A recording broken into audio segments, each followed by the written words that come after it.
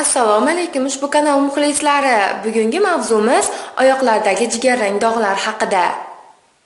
Inson tanasining barcha sohalarida jigarrang, sarg'ish dog'lar paydo bo'lishi mumkin. Bunday hosilalarga fiziologik omillar sabab bo'ladi va aytarli xavf tug'dirmaydi va ortiqcha noqulaylikka sabab bo'lmaydi. Lekin ayrim hollarda ular dermatit, temiratki kabi teri kasalliklari, hatto onkologik xastaliklar belgisi bo'lishi mumkin. Terining ustki qavatlarida melanin moddasi ishlab chiqariladi. Agar shu modda me'yoridan oshib ketsa, terida to'q rangdagi dog'lar paydo bo'ladi.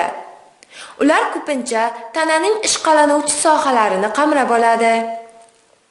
Terida jigarrang dog'lar paydo bo'lishining yana bir sababi yosh ulg'ayishi bilan organizmda gormonal balansning izdan chiqishidir.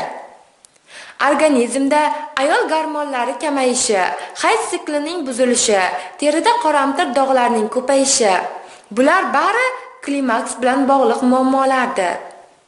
Bunday dog'lar kuzatilganda ularning ko'payishi, teridan biroz bo'rtib chiqishi, rangi yanada to'qlashishi, jarohatlanishga moyil bo'lishi, qonashi ogohlikka chaqiruvchi alomatdir.